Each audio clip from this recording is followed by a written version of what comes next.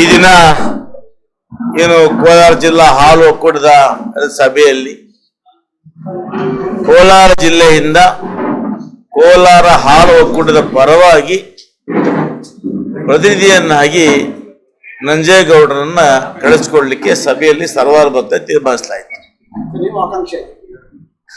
ನಿಜ, ಆಕಾಂಕ್ಷೆ ಎಲ್ಲದಕ್ಕೂ ಆಗಿರ್ತೀವಿ, ತೀರ್ಮಾನ ನಮ್ದಲ್ವಲ್ಲ. ಆದರೆ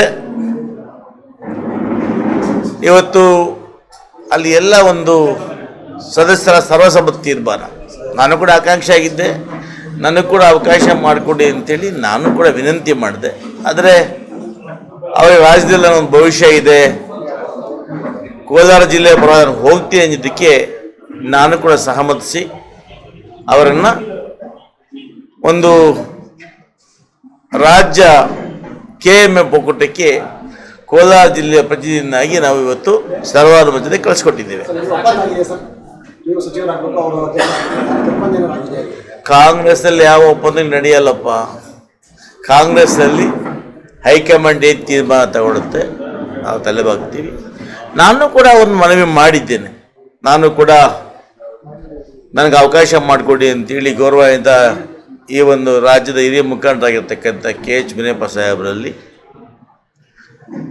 ಶಾಸಕರಾಗಿರ್ತಕ್ಕಂಥ ನಂಜೇಗೌಡರಲ್ಲಿ, ಕೊತ್ತೂರು ಮಂಜುನಾಥ್, MS ಅನಿಲ್ ಕುಮಾರ್ ಆದಿಯಾಗಿ, ಎಲ್ಲ ನಜೀರ್ ಅಹಮದ್ ಆದಿಯಾಗಿ, ರಮೇಶ್ ಕುಮಾರ್ ಆದಿಯಾಗಿ, ನಮ್ಮ ಸಹೋದರಿ ರೂಪಕಲಾ ಶಶಿಧರ್ ಆದಿಯಾಗಿ ಎಲ್ಲರನ್ನು ಕೂಡ ಮನವಿ ಮಾಡಿದ್ದೇನೆ, ಒಂದು ಅವಕಾಶವನ್ನು ಮಾಡಿಕೊಡಿ.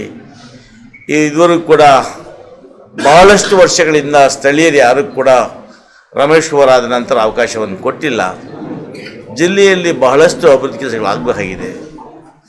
ಆ ಶಾಸಕರು ಆಯಾ ತಾಲೂಕಿನ ಮಟ್ಟಕ್ಕೆ, ಕ್ಷೇತ್ರದ ಮಟ್ಟಕ್ಕೆ ಕೆಲಸಗಳನ್ನು ಮಾಡ್ತಾ ಇದ್ದಾರೆ, ಅದರ ಮಾತಿಲ್ಲ. ಆದರೆ ಜಿಲ್ಲೆಗೆ ಒಂದು ಸರ್ವಾಂಗೀಣ ಅಭಿವೃದ್ಧಿಗಾಗಿ ಅನೇಕ ಯೋಜನೆಗಳನ್ನು ತರಲಿಕ್ಕೆ ಸ್ಥಳೀಯರ ಅಗತ್ಯ ಇದೆ, ನನಗೆ ಒಂದು ಅವಕಾಶ ಮಾಡಿಕೊಡಿ ಅಂತೇಳಿ ನಾನು ಮನವಿಯನ್ನು ಮಾಡಿದ್ದೇನೆ.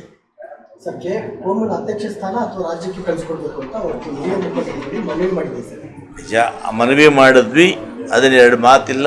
ಆ ಸಂದರ್ಭದಲ್ಲಿ ಗೌರವಾಯುತ ಮುನಿಯಪ್ಪ ಸಾಹೇಬರು ಅಲ್ಲಿದ್ದರು ಸಭೆಯಲ್ಲಿ. ಆದರೂ ಇವತ್ತಿನ ಪರಿಸ್ಥಿತಿಗೆ ಅನುಗುಣವಾಗಿ ಅವ್ರಿಗೇನೋ ಅವಕಾಶ ಇದೆ, ನಾನು ಹೋಗ್ತೀನಿ ಅಂದಾಗ ಆಗಲಿ ಅಂತೇಳಿ ನಾವು ಕೂಡ ಸಹಮತವನ್ನು ವ್ಯಕ್ತಪಡಿಸಿದ್ದೆ. ನಾನು ಭರವಸೆ ಏನು ಕೇಳಲೂ ಇಲ್ಲ, ಅವ್ರು ಹೇಳಲೂ ಇಲ್ಲ. ನೋಡಿ, ಒಂದೇ ಪಕ್ಷದವರು ಸಾಫ್ಟ್ ಅನ್ನೋ ಮಾತಿಲ್ಲ.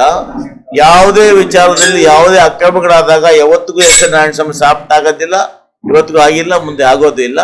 ಪಕ್ಷದ ವಿಚಾರ ಬಂದಾಗ ಹಿರಿಯರ ಮಾತಕ್ಕೆ ಕಟ್ಟು ಬಿದ್ದು ನಾವೆಲ್ಲ ಕೂಡ ಒಂದೇ ಪಕ್ಷದವರು ಜೊತೆ ಹೋಗ್ತೀವಿ.